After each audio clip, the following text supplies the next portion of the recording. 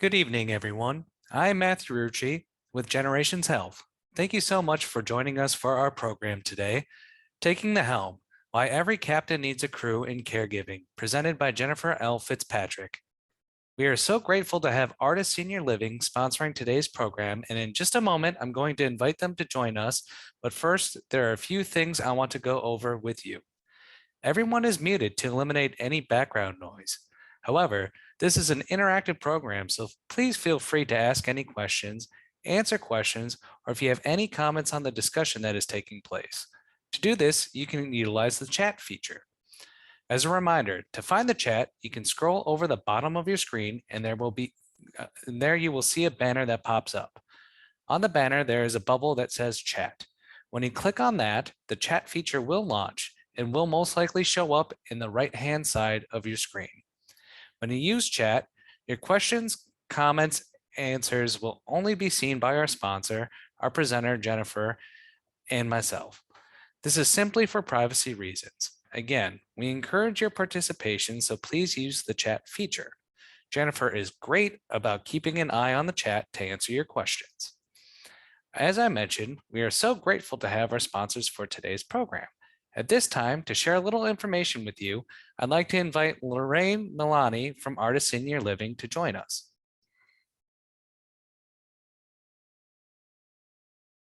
Good evening. My name is Lorraine Milani. I'm the Director of Community Relations for Artis Senior Living. I want to thank you for attending our virtual webinar this evening. And I want you to know that we here at Artis are a specialty memory care community. And if you need any resources or have any questions after the webinar, you can get in touch with us. Have a good time. Enjoy the webinar. Great. Thank you so much. We are about to get started, but first I would like to give you a little information about our presenter. Our presenter this evening is the author of Cruising Through Caregiving, Reducing the Stress of Caring for Your Loved One in the upcoming book, Reimagining Customer Service in Healthcare. A former psychotherapist, Jennifer has also been featured in national media such as The Washington Post, The Wall Street Journal, Chicago Tribune, Forbes, Fast Company, and many more. Please welcome Jennifer L. Fitzpatrick, MSW, LCSWC, CSP. Well, hello, everybody. Whether you're joining us virtually or you are on site at Evesham, a warm welcome to you. Tonight's topic is so important. It's all about the concept that caregiving is not supposed to be done by one person. And so for those of you who are at the community center at Artis, take a moment and think about it. Maybe talk amongst yourselves and think about, are you the only caregiver involved with your loved one? And for those of you joining us online, if you would like to write into the chat section and let us know if you're the only one involved in caring for your loved one, or if you have other people involved. So feel free to take a moment, and I want to invite the team at Artis to share in the chat section, if they would like, from the community center, what the answers are. So if you would go ahead and let us know, is it just you? Yes, why? Yes, or no, you've got other people involved. Just put a Y or an N for yes or no. Just you would be yes, and you have some other people involved would be no. So give that a moment. While the answers roll in, I'm sure everybody knows where I'm headed with this. Nobody should be caregiving by themselves. Nobody should be caregiving by themselves. Caregiving is exhausting, daunting. Okay, so yes, others say they're involved, but they're giving limited help. Yeah, that's a common one. Alan says that. Thanks, Alan, for sharing that. And if anybody else wants to share, yeah, that's a common one. People say, oh, I'm helpful. I'm here for you. I want to be there. But are they really helping? Are they really participating? So if anybody else wants to write in with their experiences, that would be great. But again, when it's one person, let me give you an example. Let's say you have a spouse or a parent or a sibling, somebody that you care deeply for, and they break a leg, and they're going to need a little bit of help from you for a couple of weeks or maybe a month. That's a situation, while not ideal for that person to have one caregiver, it's pretty doable. You can do it a couple weeks, a couple months. You may be able to put your life on hold. But what so many of you are dealing with are long-term caregiving situations. You have a spouse, you have a parent, a sibling, an aunt, somebody that you care about that is going to require help for much more than a couple weeks or a month. And so the goal for tonight is to make sure that you are at the helm if you're the primary caregiver, and that you have assembled a team of people that can help you, secondary caregivers and tertiary caregivers. So I'm going to go ahead and pull up some slides so we can better explain that. Again, feel free. This next hour is for you. If you have comments, if you have questions, anything you just want to share, get off your chest, feel free to write into the chat section, and we will definitely address it for you to the best of our ability.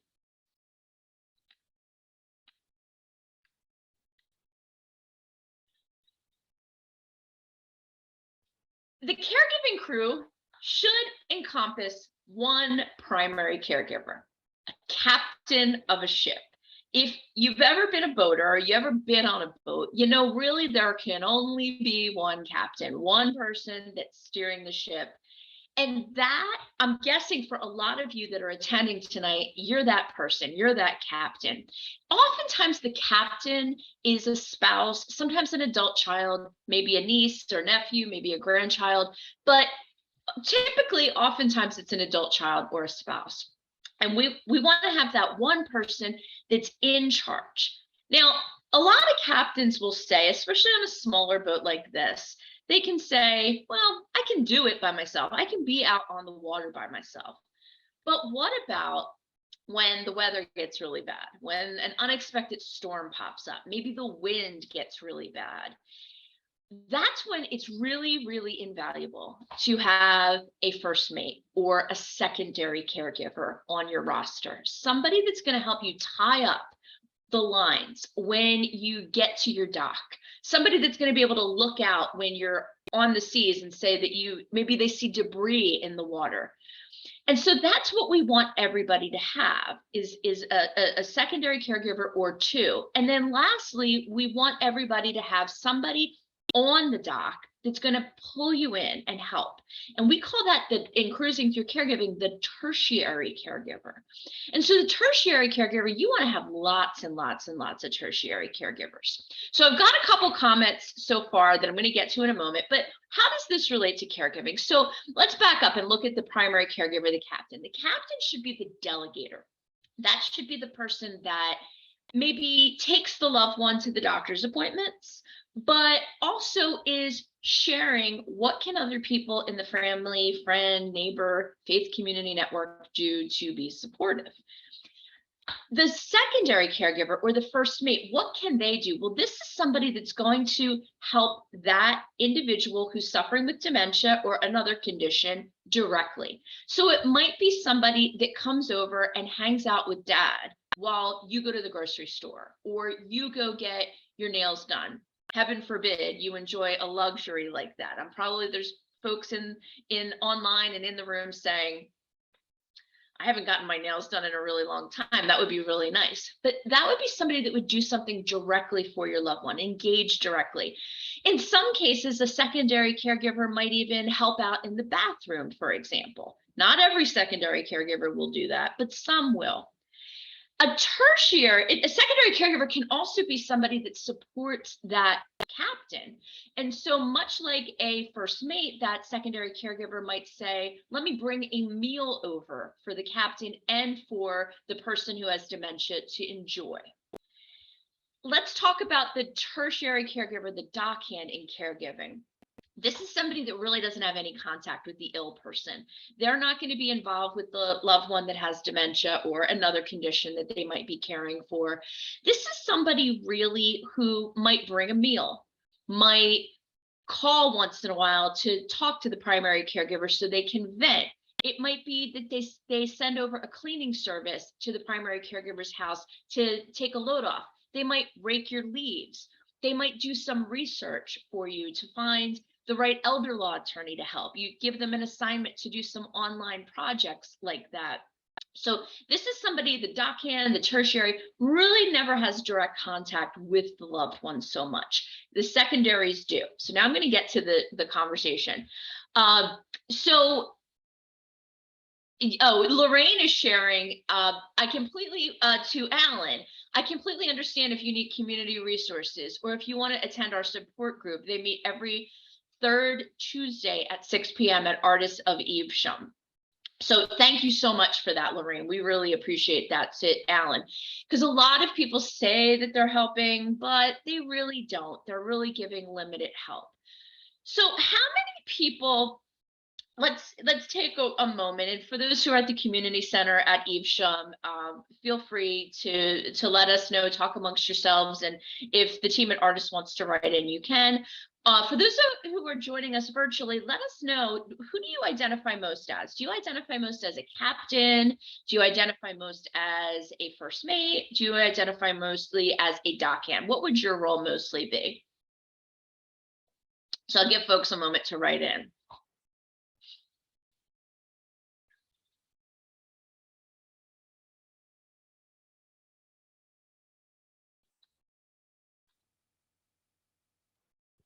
So while folks are writing in, I want to give you a really recent example of something that's happening. Okay, so the folks that are at the artist community are saying that they are captains. Thank you so much.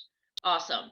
But everybody else is welcome to share. A lot of times we find captains come to these events. A lot of times people that are more in the secondary or tertiary roles don't always do it, but sometimes they do. So if you find yourself in one of those situations, please write in and feel free to let us know.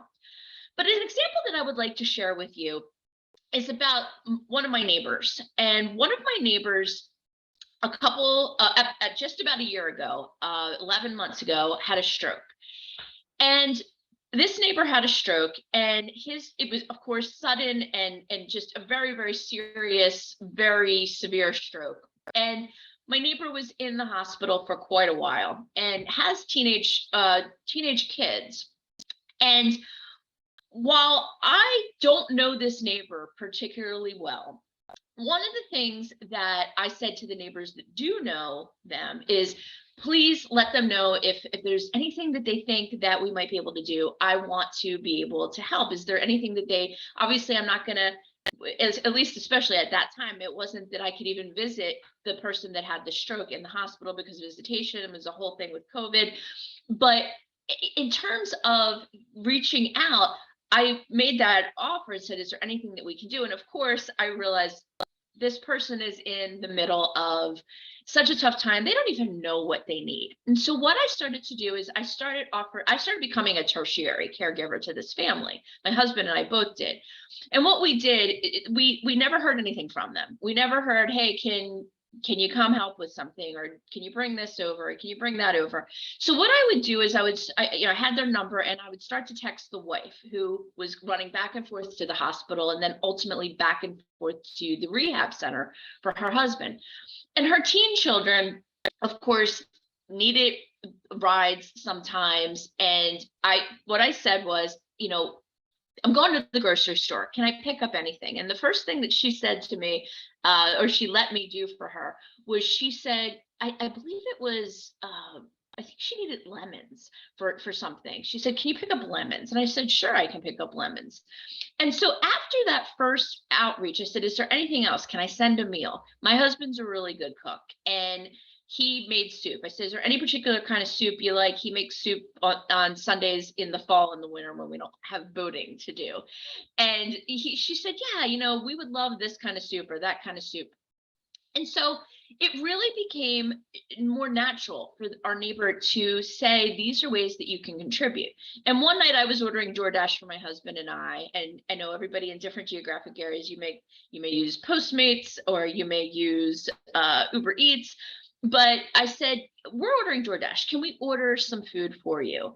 And at first she said, oh, no. And I said, really, are you sure? Now, I know you if you're a captain, you probably don't have somebody that's nudging you as much as I was. I'm nudging because I understand it. I wrote a whole book on caregiving. I work with family caregivers all the time. But notice that even somebody with so many years of experience in caregiving, did you notice what I did wrong at first when I was offering help? Anybody want to write in? What did I do wrong at first when I offered this family help? Anybody want to write in and share? I'll give it a moment because I did a real rookie mistake that I did when I tried to offer help to this family. No one's written in yet, so I'm going to go ahead and say it. I said, what do you need help with? And it's such a bad question because now let me ask you, has anybody ever said that to you? Do you need help? Do you need help? Is there anything I can do for you? I want you to really be thinking about that and what you've said back to them, because for a lot of us, our natural instinct is to say, I'm fine, we're fine. We don't, and maybe, especially if it's early on and when you're helping your loved one, you might not even know what you need. And so when I started giving specifics of would you like a meal? Would you like us to rake your yard? Would you like me to drive your kids to their activities, or my husband? Then they started saying, actually, yes. So if you happen to be somebody on this program that is a secondary or tertiary caregiver, you want to start asking for specifics. Think of things that they might like. Would it be helpful if I called you once a week so you can vent? Would it be helpful if I hung out at your house for an hour once a week with your husband and you took a nap? Make specific suggestions. And when you do that, most of the time, the caregiver, the primary caregiver, the captain is going to say, okay. Now, there are some things a captain is going to say, I really need to be at the helm for these tasks. For example, can anybody think of something that a captain is going to say, nope, I have to be the one to do this? A lot of captains, and feel free to write in if you would like to share, but a lot of captains going to the doctor, that's their domain. They're really not going to delegate that out. So think about it for a moment. You can certainly say, I'll take your loved one to the doctor if you're really close to that family. But for a lot of families, that's going to be too far. They're not going to be open to that. So how about if you are sitting there and you're saying, well, I am the captain and nobody's offering. I want you to think about it for a minute. I want you to think just for a moment. Has there been anybody in your family, friend, neighbor, faith community network who you've said, nah, everything's fine. I don't, or you think, well, it's too much. I don't want to bother anybody else, or I don't want people in our business. I'm guessing that a lot of you are probably saying yes, that you're probably saying, yeah, okay, great. So awesome. Lorraine says, thank you. And awesome. So everybody, I wanted to just, thank you, Lorraine. I wanted to let everybody know that that's normal. It's really normal for us to push it aside and say, we really don't need anything. But what I want you to consider now is what kind of help will you accept? Because the odds are, especially if you're taking care of a loved one who has dementia, the odds are very, very likely that you're going to be doing this. It's not going to be a couple weeks. It's not going to be a month. It's not going to be a year. It's going to be years with an S. It's going to be many, many years. And that is not good for you. And why do you want to be at the helm rather than doing everything? We want you in charge. We want you at the helm, because if you're doing everything, you have got to know, and I'm sure you've heard this from your doctor, I'm sure you've read the studies, when you're doing everything, you are putting yourself at physical risk. You're putting yourself at risk for psychological, mental health problems, and your loved one actually is not getting the kind of care that you probably want them to get.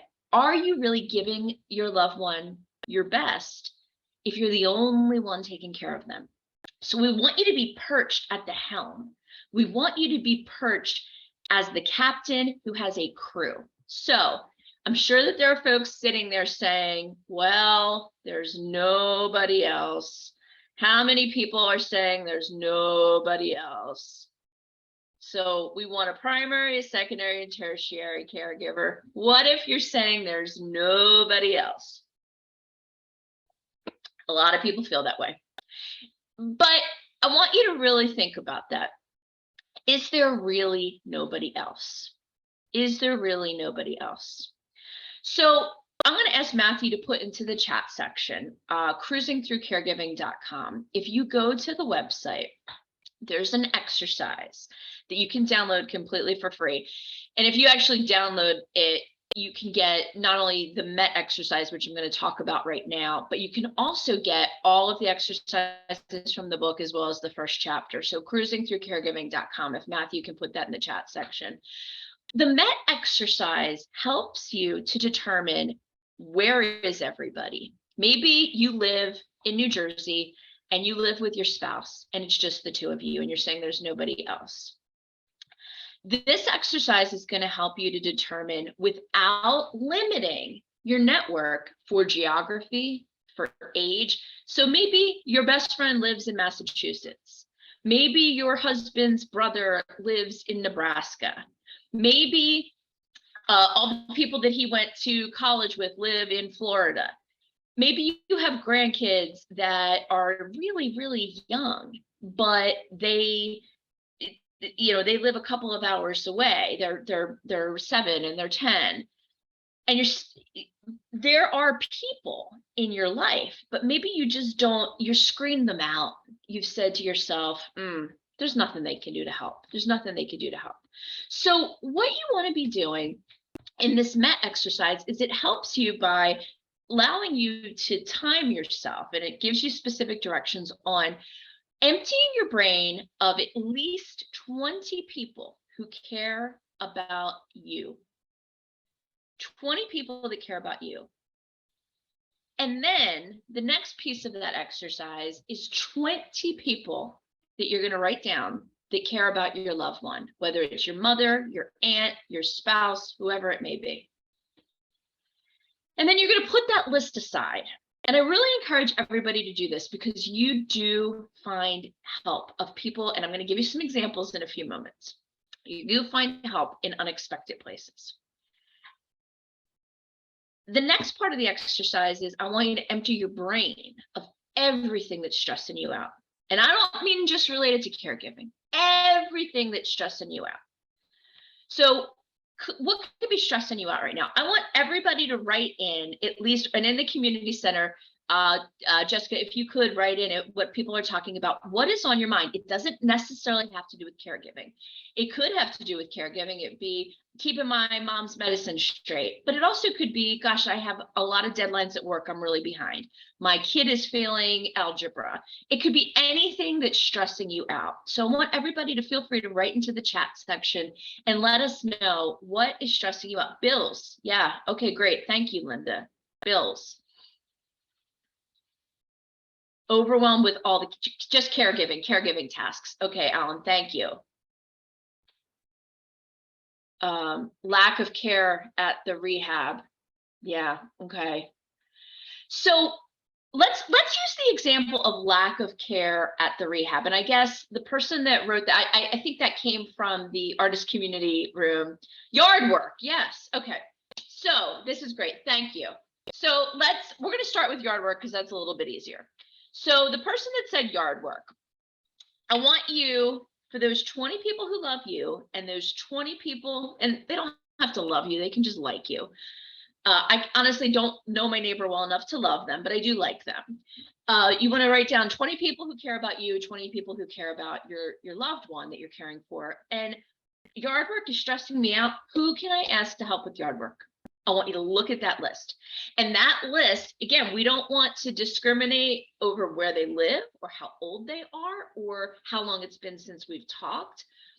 So for example, if you contacted one of those people on the list or two of them and said, hey, I'm really open to someone helping out with our yard. I am so overwhelmed with everything I'm doing for my husband. I'm exhausted. I bet there's somebody on that list that's going to say, I'm going to do your yard work for you, or I'm going to hire somebody to do your yard work. Also, and when you do that list of people that care about you, people that care about your loved one, I want you to be thinking about current, past, people you haven't talked to in a while, faith community, neighbors. You don't have to be best friends with somebody for them to participate and be part of your caregiving crew. I'm not best friends with our neighbor. Okay, so that's just one example. Now, there might be nobody on that list that's going to help you with yard work. However, let's use the other example. There might be, let me give you an example. Somebody asked me, said, oh, I need help with yard work. That would be something I'd be like, I don't really think I can help you with that, but I'd be glad, like I said about my neighbors, I'd be glad to drive your kids to their activities. That's something I can do. I'm terrible with outdoor stuff. I have allergies. It just wouldn't be a good fit. So the MET exercise, when you go to cruisingthroughcaregiving.com, and Matthew, if you could put that in the chat section again, is all about matching the right person up with the right potential task. Let's talk about the rehab center. So you feel like there's a lack of care going on at the rehab center, and I'm guessing they're there for short or long-term rehab, maybe going at post-stroke, maybe hip replacement. Who knows what you're dealing with? If you want to write in, you're welcome to do so. But what I want to share with you is that go through your list and say who on this list might be able to visit my loved one while they're at the rehab center, taking shifts. Now, again, I know all the COVID mess is creating a lot of problems with visitation, and I hope to God it stops and gets settled really soon, because I think lack of visitation is really, it's really unfair to patients that need companionship and advocacy, or residents, like you said, about being in the rehab center. But I will tell you the story of my my basketball coach when I was a kid. I remember this. I was on a traveling basketball team when I was a kid, and my coach had a father. He was actually, I think, probably gave me the idea to create a caregiving crew concept, because very young age, I was introduced to this concept that my coach would travel with our basketball team, of course, but he had a father who was in a nursing home for many years, and he didn't eat well, and the staff did not have time to sit and feed him. And so what he would do, in addition, when he went on a travel trip with the kids on the basketball team, he would ask for friends, family, neighbors, and also parents of his kids on his team that played for basketball for him to sign up for 1 hour each day, somebody to sign up while he was out of town, taking the basketball team away, to sit with his dad and make sure he was fed, because the staff didn't have time to do it. So is it possible to make a list of people that you can ask? Would you be willing to just, is it going to, if you're not happy with the rehab center, is it necessarily going to improve the care? Possibly, maybe not, but your loved one will have some advocacy, will have a visitor, will have some companionship. So think about this. Think about who cares about you, who cares about your loved one. Now, I want to give the example about bills. And I don't want to get into your personal business too much, Linda, but in terms when it comes to bills, is it the management of the bills? Is it the paying of the bills? Is it, so for example, when you are caregiving, there are potentially, not always, but occasionally there are people in your life that will say, well, I will pay certain bills. Time management, another one. So is it possible to look at somebody on that list, on your MET exercise list, to say, well, this is somebody that can manage my calendar or manage my schedule for me? So there are a lot of really terrific programs out there where you can have maybe somebody on your list create the tasks that you need to get done for caregiving, and then actually have people sign up. And I'm sure that the team at Artis knows about this. There's Circle of, there's lots of helping hands, there's Caring Bridge. So that might be something, in keeping time management and organization of caregiving tasks, that might be something that somebody on your list can create and then do the outreach for you. So let me give you another example of a way that somebody might be able to help. Now, again, I was giving the example, there's two examples. I want to talk about older caregivers and younger caregivers, older tertiary caregivers and younger secondary caregivers. So you might discount somebody in your list, the med exercise. Oh, they're too old, or they're too far away, or they're too young, or they're too sick, or they're too disabled. They're not going to be able to help us. What could they do? They're not going to be able to come over and cook a meal. They're not going to be able, whatever. And you're putting all of these limitations on these folks. Well, the first one I want to share with you, it's about a colleague of mine who had parents in a different city. And she would fly out every, I think, 6 weeks or so to help her siblings with the parents. And it got, of course, very expensive because she'd have to fly and rent a car every time she flew into town. And then she'd take the time off of work to spend 4 or 5 days with her parents to give her siblings a break. Well, one time her parents' friends, who were very close but not in perfect health themselves, they couldn't really do much directly for her parents, they said, hey, we would love to do something. Why don't, when you come into town, we'll pick you up at the airport, and we'll also leave you with our car that you can use while you're in town with your parents if you need to run them to the doctors, or you need to go grocery shopping, or what have you. They're not helping mom and dad in the bathroom. They're not cooking meals, but they were able to offer the use of one of their resources.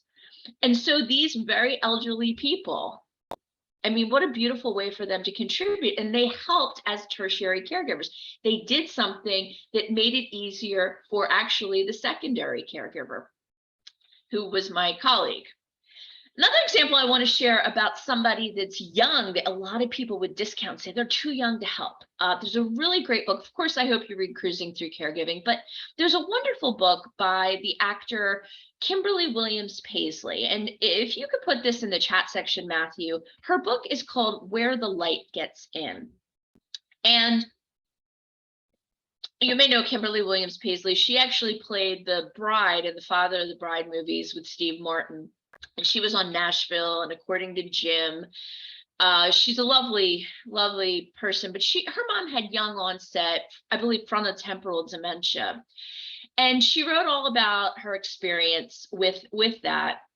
And she discusses in her book how her little boys, when everybody in the family, her siblings and her dad, were just absolutely devastated that mom wasn't herself anymore, that she just wasn't who she used to be. She didn't remember people's names. She couldn't do the things that she used to be able to do. Well, Kimberly Williams Paisley and Brad Paisley, the country singer, her husband, they had a couple little boys, and they would just accept mom for exactly who she was in the moment. And so while the adults were gathered together, spending time, mom would be sitting on the floor playing with the little boys. What a beautiful way for kids to contribute. That's being a secondary caregiver. They're making mom feel useful. They're making mom feel seen. They're not getting annoyed with mom because she doesn't remember their name. They're not getting annoyed with mom because when they say, what did you have for breakfast? She says, Lego. They have pets and little kids. They don't have a lot of expectations. They just give love and they accept. And so while I'm not suggesting that Kimberly and Brad should have left their little kids with mom alone, we don't want to do that, because mom certainly probably couldn't watch after them and make sure that they didn't get into any trouble.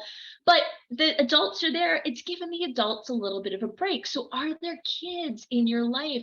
Maybe a grandson that can hang out with your dad and watch the Eagles game while you're cooking dinner. There are lots and lots of ways for all sorts of folks in your friend, family, neighbor, faith community network to participate. And again, that book is Where the Light Gets In by Kimberly Williams Paisley. But don't discount anybody on your list. Now, let's talk a little bit more. About when you don't do this. When you choose not to do this, you say, well, no, it's just going to be me. I'm not going to be at the helm. I'm going to be the everything. I'm going to do everything for my mom. I'm going to do everything for my husband. I'm going to do everything for my grandmother. You know what happens. Your loved one doesn't get the care they deserve, and you sure don't get the life you deserve. You don't get the rest. You don't have the energy. So if you choose not to find some help, something is going to catch up with you, whether it's physical ailment. But let's take an exercise for a moment. Let's say, heaven forbid, you break your leg tomorrow. Heaven forbid, I hope you don't. But let's say your loved one wanders and he or she is at home. And who on earth is going to make sure that she doesn't get out that front door? If you don't have any help, you've not embraced anybody else in your life to help out with mom, you're going to be in major trouble. What if, heaven forbid, you have a medical emergency and there's nobody else that mom is familiar with or that you're comfortable with? So you want to look for help early in your friend, family, neighbor, faith community network. Now, of course, you certainly want to utilize help from groups and organizations like Artist Senior Living. You want to join their support groups. You want to take a tour. If you're on site this evening, the folks that are in the community room tonight, making sure you've taken a tour and that you know what the services are. But also be aware of all the services that could potentially help you that are out there. And my big ones that I like to recommend, and I'm going to ask Matthew to put these in the chat section. In addition to Artists, your local area agency on aging. So if you have questions, it's the place to start if you don't know where to go. So you want to put your local area agency on aging. If you just put in your county, and I'm sure that the team at Artists can tell you exactly who it is that you go to in Evesham for sure. The other one is the Alzheimer's Association. They're a great resource. And again, if you're on site at the Artist in Evesham, I'm sure they can connect you with your local chapter. Anywhere else, just go to alz.org and you can find your local chapter. All kinds of free and low cost resources. But in addition to that I'd like to add is, Matthew, in the chat section, HFC, and the website is wearearehfc.org. wearehfc.org. And that's the nonprofit that was founded by actor Seth Rogen and his wife, Lauren Miller Rogen. Now, Lauren Miller Rogen is another celebrity, much like Kimberly Williams Paisley, whose mom had young onset Alzheimer's disease. And she and Seth Rogen created this nonprofit. I actually serve on their care advisory board. They provide grants for respite. They provide support groups online. They provide all kinds of family caregiver virtual events. So, and if you don't need their services, great, but it might be something that you might need at some point. So those are 3 resources besides Artists that I think could help you. Let's talk a little bit about, once you do decide to get help, caregiving duties are pretty much never going to be equally split between all members of the caregiving crew. It usually falls mostly to 1 or 2 people, but you can distribute it. If you're really at the helm, you can distribute the caregiving duties. So do you need to course correct? Do you need to change how you are caregiving? Do you need to change as the primary caregiver or the captain? And nobody else has revealed themselves to be a secondary first mate or a dockhand tertiary, but utilize the meta exercise.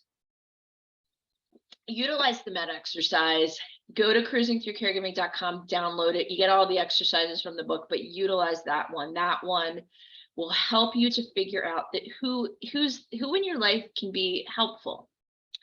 Work on your boundaries. Know what you're good at, know what you have energy for, know what you can do and what you can't do. And when I say work on your boundaries, for a lot of you, it has to do with looking at senior living. A lot of people, and I write a whole chapter in Cruising Through Caregiving about this. The whole chapter is about, think really hard before you move your loved one into your home. And if you're living with mom, or mom's living with you, or you're married and your spouse, of course, lives with you, you might have said, I'm never moving him or her out of our home. They will live here forever. And I can tell you that a boundary like that, there's a lot of ways to be a good caregiver. And moving to an artist, or even just thinking about moving to an artist, is definitely something that can be really good, not just for you, but for your loved one. We see a lot of times when somebody has that boundary, I'm never going to move my loved one, they get so burned out. And really what we see, and I know that the team at Artists can really, they can share this with you, what we see so frequently is that when somebody moves, they are more engaged, they are more active, because a lot of times what happens is when somebody's home and the commitment has been made and they're never leaving home, what we see so frequently is that that person is sitting on the couch or sitting on that chair, watching TV and dozing all day. Can anybody relate to that? Anybody relate that that's what your loved one is doing if they are at home? And so think about that boundary. Accept your fellow caregivers, who they are. And so there, if you have a sister that says, well, I'm not flying across country to help out with mom, what will she do? Ask her for something else. Can she contribute money for some help in the home? Can she contribute money toward a respite stay at an artist senior living? Can she agree to have your yard work taken care of? What way will she contribute? But I also think it's very, very important that we don't get so hung up, because there's going to be, I promise you, most of you, when you get that list out of all the people that care about you or care about your loved one, and you've got your list of tasks that you're going to say, all right, these are some things that I would love some help with. There's going to probably be somebody or multiple people on that list that don't help you. They don't do anything. You say, would you be willing to mow my lawn or rake my leaves? Would you be willing to bring a meal over once a month? And they say, sure. Or maybe they just don't respond and they don't do it. You got to focus on who is helping. So I guarantee that there's somebody that my neighbor is not getting help from, a family member, a friend, somebody that they care about, somebody that they thought that they could count on. But here we are, the neighbors who they barely know, that are doing little tasks to try to lighten their load. And so my recommendation is try to appreciate those people. And I know it's hard because we get into all these shoulds. She should be helping. She should do more. Especially when you get into situations with siblings or adult kids, you have expectations. We all have expectations on how good friends and family are supposed to behave. But sometimes you just have to be grateful. Maybe it's somebody from church or synagogue or temple or mosque that you barely know, and they're calling you once a week to check in. How you feeling? Can I bring anything to you? So we want to try to focus on being grateful for who is helping. The med exercise is going to help you, and you are going to get some good responses from it. But there are going to be people that let you down. And it's just part of being a family caregiver, and it's part of life. So I want to encourage everybody to really be, again, like I said, going to cruisingthroughcaregiving.com, pulling especially that MET exercise, but I want to open it up for your questions. We had some people write in, some people had some comments here and there, but we have about 15 more minutes. If anybody would like to ask questions, have comments, this is your chance. I've been doing this for over 30 years, and you can have some one-on-one time with me, ask your question. I will do the best I can to help you or point you in the right direction. And I don't have to know who you are. You can't turn your camera on if you're in the community center. I don't know who you are. If you want to ask Jessica to put it in the chat section if you have a specific question for me.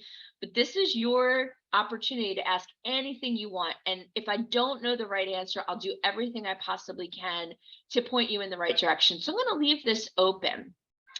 Any Anybody want to write anything else in? Leave it open. Matthew, I'm going to ask for you to put the evaluation in the chat section. There's an evaluation that, and we're not closing down yet. We're going to keep it open for questions and comments. But I want to invite you to click on the evaluation or cut and paste it and put it in your browser if you have any feedback at all about tonight's program. But in the meantime, I want to open it up. And Jessica, the team at Artist, if you have anything that anybody in the room is wanting to talk about or ask, I know Lorraine.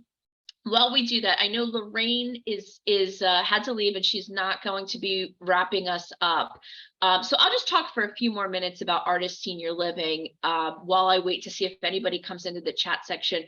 I've been working with Artist Senior Living since they were developed as an organization, and I've been to pretty much all of their communities around the country. And I really think what they do for dementia care is very, very unique and very, very special. So please take a tour. If you're not in Evesham today during this program, I want you to really consider going to your local artist, whether it's Evesham or another one, to just get some information. And the thing that I really like about the Artist Senior Living communities is they're very much trained, even if you're not moving your loved one there today, or maybe if you never do, they still are very committed to giving you resources, to inviting you to events like this, to having support groups for the community, to inviting you for all kinds of free services that, if they know of something going on with the Alzheimer's Association. So please feel free to take advantage and remain on their list so they can reach out to you. Okay, Linda says, my friend is a captain and her mom is not willing to move to assisted living since she wants to stay independent. Any advice to convince mom to rethink moving? So Linda, I'm going to ask you a follow-up question. Does your friend's mom have advanced dementia, whether it's Alzheimer's, vascular, frontotemporal dementia? Does she have advanced dementia, whatever, Lewy body? Not so far. Okay. So this answer is real easy. Your friend's mom is an adult. I have a whole chapter in Cruising Through Caregiving about your older loved one as a grown-up. Your friend can't force her mom to do anything. She can suggest, she can give ideas, she can invite her to go on tours, she can do all that. She can't force her.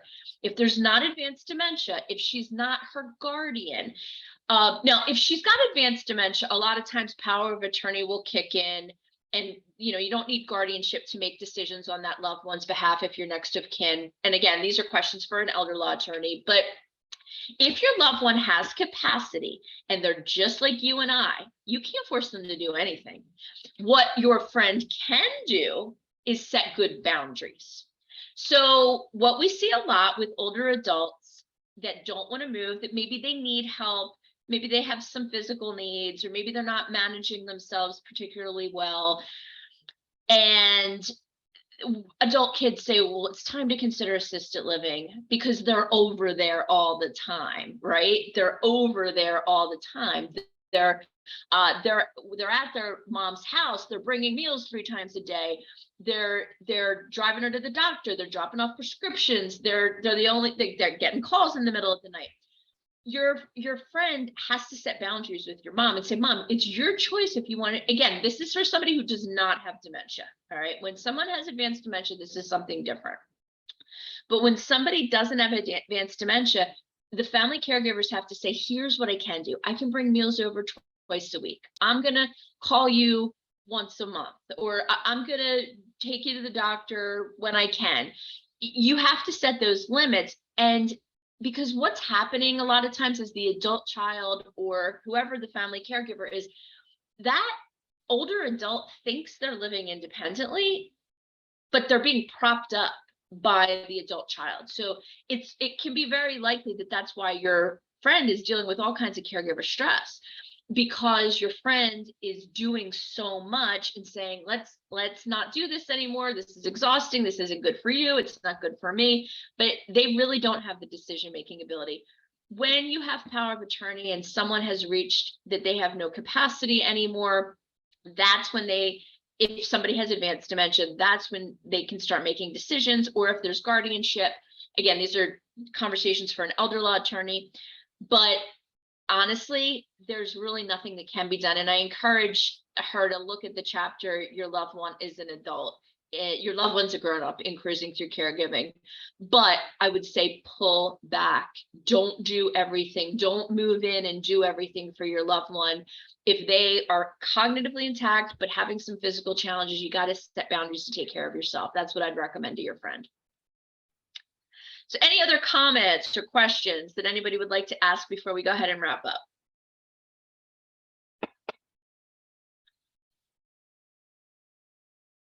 Absolutely, Linda, glad to answer. We have a few more minutes. We got anybody want to ask anything that I can ask, that I can answer at all that has to do with caregiving, what to do about anything that you're dealing with your loved one, anything about dementia, anything that I can help you with, please feel free to write in. Well, I'm going to turn it over to Matthew to wrap us up. And, oh, got a question. Okay. How do you handle, thank you, the Artist Community Room. How do you handle a family member whose loved one has opted to disassociate from the loved one suffering from memory loss? So I need a little more detail. When you say disassociate, do you mean doesn't visit, doesn't talk to them? What is, be a little bit more specific if you could.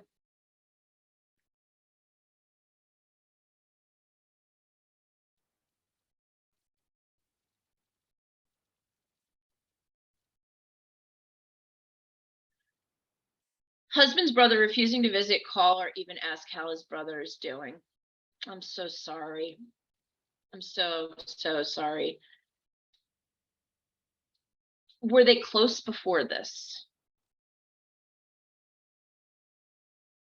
Very close. Okay. There's a lot of reasons that this could be happening. And I'm wondering, and I know, I'm wondering if you can write in, that's great. If you can't, it's okay. I'm wondering if you or someone else in the family or friend network can have a conversation.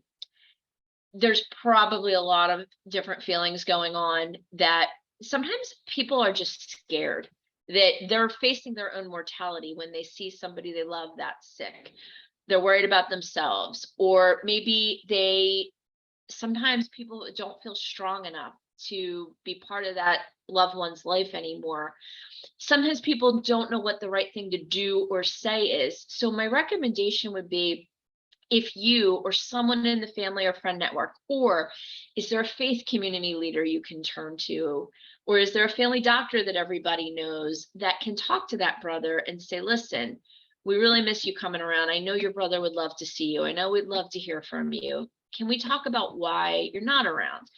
Now, I know that it's really tough because a lot of us get really angry and feel really judgmental, and if you feel like you are not the right person to have that conversation, that's okay, but maybe somebody else can.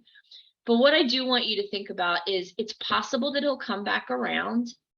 It might be that he just has to understand a little bit more. He might need time, but unfortunately, sometimes it's possible he won't come back around. And so I think for you as the caregiver, and I guess your spouse, to be thinking about working that through with a support group. And again, Artists of Evesham has support groups. All of the artists work with support groups. Talk to a counselor of your own, a psychotherapist. But honestly, I find that a support group in that situation is invaluable, because most people have some kind of story about somebody that pulled away. It's not fair, it's not right, but it happens a lot. And they might come back around, but I would definitely try to get somebody to talk to them and say, what's going on? Tell us.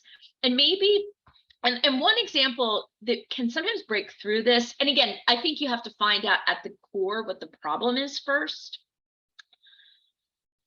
Are they uncomfortable? Are they, and they don't always tell you.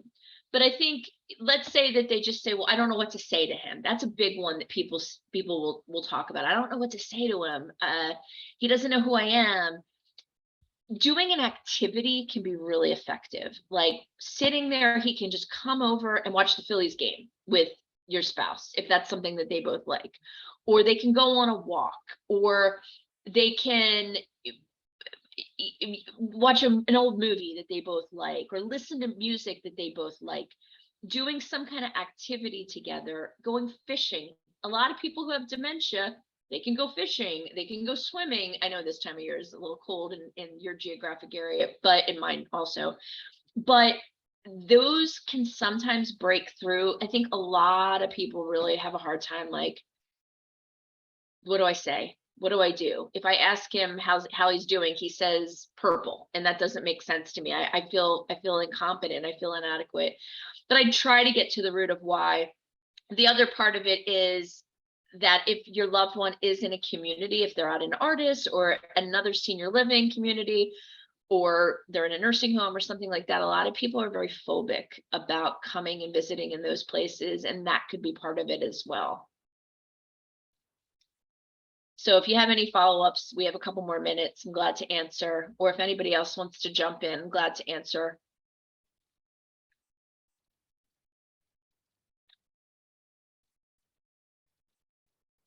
But I'm sorry that that's happening to you. I'm really, really sorry that that's happening to you. It's not unusual. And I really think you can get support at a support group.